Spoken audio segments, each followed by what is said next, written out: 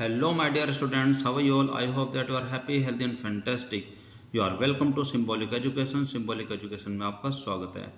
Dear students, आज के इस क्लास के अंदर हम पढ़ेंगे चैप्टर नंबर 11 जिसका नाम है If I Were You. अगर मैं तुम्हारी जगह पर होता या फिर अगर हम कह सकते हैं कि अगर मैं तुम होता. तो इस चैप्टर के अंदर क्या है, तो आइए शुरू करते हैं. तो बिफोर यू रीड में इस चैप्टर के अंदर इसकी आउटलाइन दी हुई है. तो इसके अंदर क्या लिखा है, तो आइए शुरू करते हैं. तो यहाँ पर आपके सामने लिखा है चैप्टर का नाम, यानी कि इफ आई वर यू, अगर मैं तुम होता. तो बिफोर यू रीड के अंदर लिखा हुआ है जेरार्ड, यानी कि इसमें एक व्यक्ति है जेरार्ड नाम का, जो कि एक किसी एकांत जगह पर एक छोटा सा कॉटेज यानी कि छोटा सा घर बना हुआ है, उसके अंदर वो रहता है. तो इसके अंदर लिखा है कि जेरार्ड लिव्स अलोन, जेरार्ड अकेला रहता है इन ए लोनली कॉटेज, यानी कि एक एकांत जगह पर बने हुए एक छोटे से घर के अंदर. Gerard lives alone in a lonely cottage. फिर इसके अंदर लिखा है कि इन इंट्रूडर, इंट्रूडर एक ऐसा व्यक्ति होता है जो कि बिना हमारी इच्छा के हमारे घर के अंदर घुस जाते हैं, जिसको हम बोलते हैं घुसपैठिया, कि जिसको हम नहीं चाहते कि वो एक मिनट भी हमारे घर के अंदर रुके. तो इसमें लिखा है कि एन इंट्रूडर, एक घुसपैठिया, हु इज अ क्रिमिनल, जो कि एक अपराधी होता है, एंटर्स हिज कॉटेज, वो उसके घर के अंदर घुस जाता है. He intends to murder Gerard, और वह इस इरादे से उसके अंदर घुसता है, उसके घर के अंदर घुसता है कि वो उसकी हत्या कर सके. And take his identity, and take on his identity, और उसकी पहचान को वो खुद जीना चाहता है, यानी कि वो उसकी जगह लेना चाहता है. डज ही सक्सीड, क्या वह इस काम में सफल होता है? तो इसी बारे में पूरा चैप्टर लिखा हुआ है.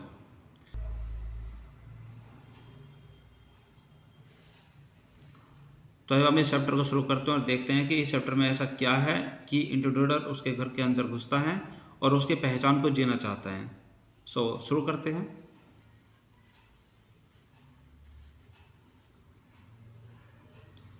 यहाँ पर सीन लिखा हुआ है, एक दृश्य लिखा हुआ है. दृश्य के अंदर क्या लिखा हुआ है? सीन मतलब दृश्य होता है. अ स्मॉल कॉटेज इंटीरियर, यानी कि एक छोटे से घर का जो अंदर का जो सामान होता है, जैसे कि आपका फर्नीचर रखा हुआ है, कोई अलमारी रखी हुई है, तो ये सारी चीज़ों को मिला करके होता है इंटीरियर, जो कि घर के अंदर हम साज सजावट का सामान रखते हैं. तो इस छोटे से घर के अंदर क्या क्या है कि अ स्मॉल कॉटेज इंटीरियर, एक छोटे से घर के अंदर का जो सामान है. There is an entrance back right, कि वहाँ पर एक पिछली तरफ एक एंट्रेंस है जिससे कि घर के अंदर घुसा जा सकता है. विच में बी कर्टेन, जहाँ पर एक पर्दा लगाया जा सकता है. विच में बी कर्टेन मतलब जहाँ पर एक पर्दा लगाया जा सकता है. अनदर डोर, एक अन्य जो दरवाज़ा है. टू द लेफ्ट, लेफ्ट की तरफ है, यानी कि बाएं दिशा में है. Must be a practical door, यानी कि जो ये दरवाज़ा है ज़्यादातर इसी का प्रयोग होता है. द फर्नीचर इज सिंपल, उस घर के अंदर जो फर्नीचर रखा हुआ है, जो लकड़ी का सामान रखा हुआ है, बहुत ही साधारण है, सिंपल है. Consisting of A small table towards the left, और बाएं दिशा में एक छोटा सा टेबल रखा हुआ है. अ चेयर और टू, एक दो चेयर भी रखी हुई है. And a divan brother upstage on the right, और वहाँ पर एक लकड़ी का दीवान भी रखा हुआ है जो कि दाएं तरफ है. On the table is telephone, और टेबल पर वहाँ पर एक टेलीफोन भी है. तो ये सब उस घर के अंदर जो दृश्य है, यानी कि जो उसका इंटीरियर है, वो सब बताया हुआ है. अब आगे इसमें लिखा है कि व्हेन द कर्टेन राइजेज, यानी कि जब कर्टेन ऊपर की तरफ आता है. तो इसमें देखते हैं Gerard is standing by the table, कि जो जेरार्ड है, जो वो व्यक्ति है जो उसके घर के अंदर रहता है, उसका नाम है जेरार्ड. जेरार्ड खड़ा हुआ है बाय द टेबल, टेबल के साथ में. मेकिंग ए फोन कॉल, और एक फ़ोन पर वो बात कर रहा है, कॉल कर रहे हैं. He is of medium height, वह एक दरमियाना व्यक्ति है, यानी कि उसकी हाइट ज़्यादा नहीं है, वो ज़्यादा लंबा व्यक्ति नहीं है. And wearing a horn rimmed glasses, और वह एक ऐसा चश्मा पहना हुआ है कि जिसका जो डिज़ाइन है वो सींग के आकार का है. He is dressed in a lounge suit, और उसने एक लॉन्जी सूट पहना हुआ है. ड्रेस्ड होता है, ही इज ड्रेस्ड का मतलब होता है उसने पहना हुआ है, उसने कपड़े पहने हुए हैं. क्या कपड़े पहने हुए हैं? He is dressed in a lounge suit and a great coat, और एक थोड़ा भारी भरकम उसने कोट भी पहना हुआ है. हिज वॉइस इज कल्चर्ड, उसकी जो आवाज़ है वो बहुत अच्छी है, सांस्कृतिक है, यानी कि वह बहुत अच्छे तरीके से बात करता है. अब उसके यहाँ पर संवाद लिखे हुए हैं कि वो डायलॉग जो बोलता है, फ़ोन पर किसी से जो बात करता है, उसके शब्द क्या हैं. तो यहाँ पर है जेरार्ड. तो जेरार्ड के सामने जो आप ये दो बिंदु देख रहे हैं, इसका मतलब यह कि जेरार्ड ने कहा. ये पूरे चैप्टर में इसी तरीके से बात रहेगी कि जिस व्यक्ति ने जो भी सेंटेंस कहा है, जो अपनी तरफ से कुछ बोला है, उसके सामने दो बिंदु आपके सामने मिलेंगे और उसके सामने उसके द्वारा बोला गया जो सेंटेंस है, जो डायलॉग है, वो लिखा हुआ मिलेगा। तो यहाँ पर लिखा है कि Gerard, well tell him to phone up directly, खैर उसे सीधे ही फ़ोन करने के लिए बोलिएगा। आई मस्ट नो, मुझे जानना चाहिए, मुझे ये अवश्य पता होना चाहिए। येस, हाँ हाँ, आई एक्सपेक्ट, मुझे उम्मीद है। I still will be here, कि मैं यहाँ पर अभी रुकूंगा, मैं यहाँ अभी रहूँगा। But you must not count on that, लेकिन आपको इस पर पूरा भरोसा नहीं करना चाहिए कि मैं यहाँ पर रहूँगा या नहीं रहूँगा। इन अबाउट 10 मिनट्स, लगभग 10 मिनट में। टाइम राइट हो, गुड बाय, हो सकता है कि मैं यहाँ से निकल जाऊँ। आगे वो बात करके फ़ोन को नीचे रख देता है। He puts down the phone, वह फ़ोन को नीचे रख देते हैं। यहाँ पर पुट्स डाउन का मतलब होता है नीचे रखना। एंड गोज टू द दीवान, और वो दीवान की तरफ जाता है। ऑन द लेफ्ट, बाएं तरफ। Where there is a travelling bag, वहाँ पर एक यात्रा का एक बैग होता है। एंड स्टार्ट पैकिंग, और उसमें वो पैक करना स्टार्ट कर देता है, यानी कि वो कहीं जाने की तैयारी में है। फ़ोन पर बात करने के बाद दीवान की तरफ जाते हैं जहाँ पर एक बैग रखा हुआ है जिसके अंदर वो अपना सामान रखना शुरू कर देता है और पैकिंग स्टार्ट कर देता है। विस्ट ही दस एंगेज्ड, हालांकि वो जब अपने इस काम में बिजी रहता है, जब वो पैकिंग करने में बिजी रहता है, अनदर मैन, एक अन्य व्यक्ति, similar in build to Gerard, बिल्कुल जेरार्ड के कदकाठी का, जो कि शारीरिक रूप से उसके जैसा ही दिखता है, enters from the right silently, और वो दाएं तरफ से चुपचाप उसके घर के अंदर घुस जाता है। रिवॉल्वर इन हैंड, उसके हाथों में एक बंदूक होती है, रिवॉल्वर होती है। ही इज फ्लैशी ड्रेस्ड, उसे जो ड्रेस पहनी हुई है वो चमकीली है, उसमें चमक लग रही है। इन एन ओवरकोट, जो ड्रेस है वो उसका एक ओवरकोट है, उसने एक ओवरकोट पहना हुआ है, एक बड़ा सा जो कोट होता है, जो नीचे तक का कोट होता है, वो ओवरकोट कहते हैं उसको। एंड ए सॉफ्ट हैट, और उसने एक हैट भी पहनी हुई है। He bumps accidentally against the table, और वह धोखे से एक टेबल से टकरा जाता है जिससे कि एक आवाज़ आती है। एंड एट द साउंड, और इस आवाज़ पर जेरार्ड टर्न्स क्विकली, जेरार्ड पीछे जल्दी से मुड़ता है। वो देखता है कि अचानक ये आवाज़ कहाँ से आई। अब यहाँ पर जेरार्ड बोलता है प्लीजेंटली, वो बड़े खुश मन से बोलता है, जैसे कि उसको पता है कि हाँ वहाँ पर कोई उसका जान पहचान वाला कोई है। तो कहता है why this is a surprise, अरे क्यों, ये बड़े हैरान की बात है मिस्टर। अब जैसे कि वो उसको देखता है, उसको पहचान नहीं पाता है, तो वो मिस्टर कह करके जानना चाहता है भाई तुम कौन हो, अचानक कहाँ से आए हो। इंट्रूडर, जो वो अजनबी होता है, वो कहता है कि आई एम ग्लैड, मुझे खुशी है, यू आर प्लीज टू सी मी, कि भाई आपको मुझे देख करके खुशी हुई, इस बात की खुशी मुझे भी है। आई डोंट थिंक, मुझे नहीं लगता, you will be pleased for long, मुझे नहीं लगता कि आप ज़्यादा देर तक खुश रह पाओगे। पुट दोज, इन सारी चीज़ों को रख दो, एंड पाउज अप, और अपने हाथ ऊपर कर लो। यहाँ पर होता है पाउज अप, मतलब अपने हाथों को ऊपर कर लो। जेरार्ड बोलता है this is all very melodramatic, ये बिल्कुल एक नाटकीय अंदाज में, जैसे कि कोई ड्रामा चल रहा है, बिल्कुल आप ऐसा कह रहे हो। नॉट वेरी ओरिजिनल, ये बिल्कुल भी ओरिजिनल नहीं लगता है, इसमें बिल्कुल भी सच्चाई नजर नहीं आती है। परहैप्स, बट वो कहता है कि शायद, मुझे ऐसा लगता है कि सारा ये ड्रामा जैसे चल रहा है इसमें बिल्कुल भी सच्चाई नहीं है, यानी कि उसको ये नहीं पता कि जो वो इंट्रूडर है, जो अजनबी है, वो एक अपराधी है और वो उसको मारना चाहता है, उसको अभी तक ये बिल्कुल भी नहीं पता। इंट्रूडर बोलता है कि ट्राइंग टू बी काम, शांत होने की कोशिश कर रहे हो। जेरार्ड बोलता है नॉन चैलेंट इज योर वर्ड, क्या तुम्हें ऐसा लगता है कि मेरे शब्दों में कोई भावना ही नहीं है, या मैं बिल्कुल नाटक कर रहा हूँ। आई थिंक, मुझे ऐसा लगता है।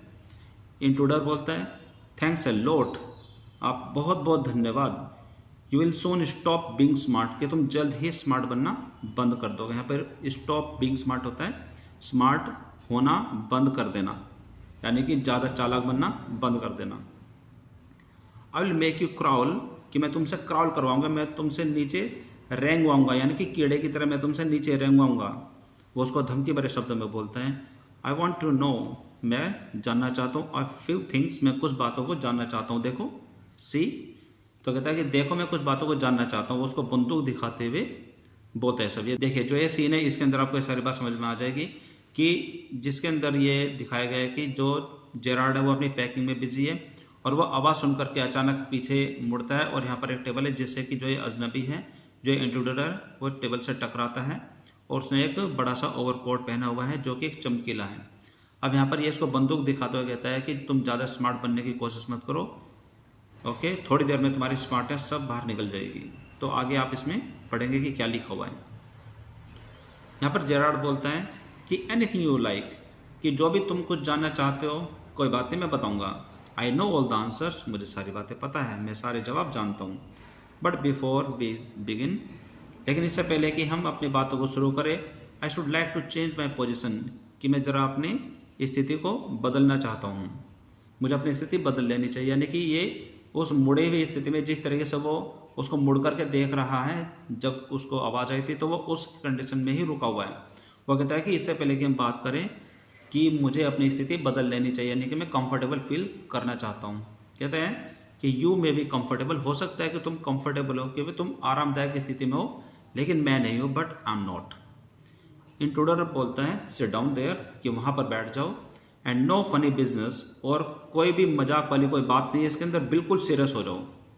मोशन टू ए चेयर, एक चेयर की तरफ इशारा करते हुए उसको बोलता है। एंड सीट्स हिमसेल्फ, और वहाँ पर वो खुद भी बैठ जाता है। ऑन द दीवान, दीवान पर। बाय द बैग, और बैग के पास वो बैठ जाता है, यानी कि जेरार्ड बैठ जाता है। नाउ देन, अब we will have a nice little talk about yourself. तो अब जो ये इंट्रोड्यूसर है ये बोलता है कि हाँ, अब हम तुम्हारे बारे में बहुत अच्छी बात करेंगे। यहाँ पर जेरार्ड बोलता है एट लास्ट, आखिर में अ सिंपैथेटिक ऑडियंस, यानी कि आखिर में एक सहानुभूति दिखाने वाली ऑडियंस, यानी कि कोई श्रोता उसको मिल जाता है कि जो कि उसकी बात को सुनेगा। I will tell you the story of my life, मैं तुम्हें अपने जीवन की पूरी कहानी बताऊंगा। यहाँ पर जेरार्ड बोलता है हाउ, कैसे, एज ए चाइल्ड, एक बच्चे के रूप में, जब मैं छोटा बच्चा था, आई वॉज स्टोलन, मुझे चोरी कर लिया गया था, बाय द जिप्सीज, आदिवासियों के द्वारा। और why at the age of 32, और क्यों 32 साल की उम्र में, I find myself in my lonely Essex cottage, और क्यों मैं इस 32 साल की उम्र में इस छोटे से घर के अंदर हूँ, यानी कि क्यों मैं अपनी 32 साल की उम्र में खुद को इस छोटे से घर के अंदर पाता हूँ, कैसे, मैं तुम्हें सब बताऊंगा। यहाँ पर इंट्रोड्यूसर बोलता है कि कीप इट योर सेल्फ, कि ये सारी बातें अपने तक ही रखो। Keep it to yourself, इसे अपने तक ही रखो, यानी कि जो ये सारी बातें वो बिना पूछे ही जो बताया जा रहा था जेरार्ड, उसमें उसकी कोई भी दिलचस्पी नहीं थी, उस अजनबी की कोई दिलचस्पी नहीं थी। वो कहता है कि ये सारी बातें अपने तक रखो। And just answer my question, सिर्फ मेरी बातों का जवाब दो, मेरे क्वेश्चंस का जवाब दो। यू लिव हियर अलोन, तुम यहाँ पर अकेले रहते हो। वेल डू यू, बताओ तुम यहाँ पर अकेले रहते हो ना। जेरार्ड बोलता है आई एम सॉरी, मुझे माफ़ कीजिए। आई थॉट, मुझे लगा, मैंने सोचा, यू वर टेलिंग मी, कि आप मुझे कुछ बता रहे हो। नॉट आस्किंग, कि आप मुझसे कुछ पूछ नहीं रहे हो। A question of inflects your voice is unfamiliar, यानी कि जो एक क्वेश्चन जो आपने पूछा है, जैसे कि आप इसमें देखेंगे कि इसमें कहते हैं यू लिव हियर अलोन, यहाँ पर उसने ये नहीं पूछा कि do you live here alone, तो उसकी टोन में उसको ये नहीं लगा कि वो कुछ पूछ रहा है, उसको लगा कि वो कुछ बता रहा है। कहते हैं योर वॉइस इज अनफेमिलियर, कि जो आपकी आवाज़ है वो अनफेमिलियर है, यानी कि एक जानी पहचानी जैसी आवाज़ नहीं है। आगे इंट्रोडर बोलता है विद इम्फेसिस, थोड़ा दबाव डालते हुए, do you live here alone, क्या तुम यहाँ पर अकेले रहते हो। Gerard, and if I don't answer, अगर मैं जवाब ना दूँ तो। और वो उससे सीधे शब्दों में बात करता है कि अगर मैं आपको ये जवाब ना दूँ तो। इस पर इंट्रूडर बोलता है you have got enough sense, कि भाई तुम्हारे अंदर इतना तो सेंस होगा, इतनी तो समझ होगी, not to want to get hurt, कि तुम चोट खाना नहीं चाहोगे। वो कहता है कि अगर मैं जवाब ना दूँ तो इस पर वो बोलता है कि तुम्हारे अंदर इतनी तो समझ होगी कि अगर तुम जवाब नहीं दोगे तो तुम्हें मैं मारूंगा, पीटूंगा, और तुम इसमें पिटना नहीं चाहोगे, तुम कोई चोट खाना नहीं चाहोगे, इतना तो तुम्हारे अंदर सेंस होगा, यानी कि समझ होगी। जेरार्ड बोलता है आई थिंक, मुझे ऐसा लगता है, good sense is shown more in the ability, यानी कि जो समझ होती है वो तब दिखाई जाती है एक आपकी योग्यता में, टू अवॉइड द पेन, कि भाई जो वो दर्द है जो आपको मिलने वाला है उससे बचने के लिए जो समझदारी दिखाई जाती है वो तभी दिखाई जाती है। Then in the mere desire to it, ना कि सिर्फ उसकी इच्छा करने में। Then in the mere desire to it, यहाँ पर इन द मेयर डिजायर होता है सिर्फ इच्छा, एक इच्छा जताने में, टू डू सो, ऐसा करने के लिए, टू डू सो, सो मतलब जो कह रहा है कि अगर वो पेन को दूर कर देता है अपनी समझदारी से, यानी कि जो दर्द उसको मिलने वाला अगर वो उसको दूर कर देता है तो वो समझदारी वो उसी कंडीशन में दिखाई जानी बहुत अच्छी होती है, ना कि उसकी सिर्फ इच्छा रखने में। व्हाट डू यू थिंक, आप क्या सोचते हैं मिस्टर? अभी तक उसको उसका नाम पता नहीं, तो वो मिस्टर इस तरीके से ही बात कर रहे हैं। Intruder, never mind my name, मेरे नाम के बारे में ज़्यादा मत सोचो। आई लाइक योर बेटर, मुझे तुम्हारा नाम बहुत पसंद है। मिस्टर जेरार्ड, श्रीमान Gerard, what are your Christian name, कि भाई जो आपका नाम है, what are your Christians name, कि आपका जो फुल नेम है उसके अंदर क्या क्या वर्ड जुड़े हुए हैं वो जानना चाहता है। जेरार्ड बोलता है विंसेंट चार्ल्स, यानी कि जो उसका नाम है वो है Vincent Charles. Intruder, do you run A car, क्या तुम एक कार चलाते हो? वो कहता है नहीं, नो, नहीं चलाता। इंट्रूडर बोलता है दैट्स अ लाई, ये बिल्कुल झूठ है। You are not dealing with a fool, तुम किसी मूर्ख व्यक्ति से, तुम किसी बेवकूफ़ व्यक्ति से बात नहीं कर रहे हो। I am as smart as you, मैं भी उतना ही चालाक हूँ जितना कि तुम हो। एंड स्मार्टर, और उससे भी ज़्यादा चालाक हूँ। And I know you run A car, और मैं जानता हूँ तुम एक कार चलाते हो। बेटर बी केयरफुल, और अच्छा होगा कि तुम इस बात का ध्यान रखो। वाइज गाइस, भाई समझदार आदमी, अच्छा होगा कि तुम इस चीज़ का ध्यान रखो कि तुम किसी मूर्ख व्यक्ति से या किसी बेवकूफ़ व्यक्ति से बात नहीं कर रहे हो। आगे इसमें जेरार्ड बोलता है आर यू अमेरिकन, क्या तुम अमेरिकन हो? और is that merely a clever imitation, या फिर तुम सिर्फ अमेरिकन होने का ढोंग कर रहे हो। इमिटेशन होता है ढोंग करना, नकल करना।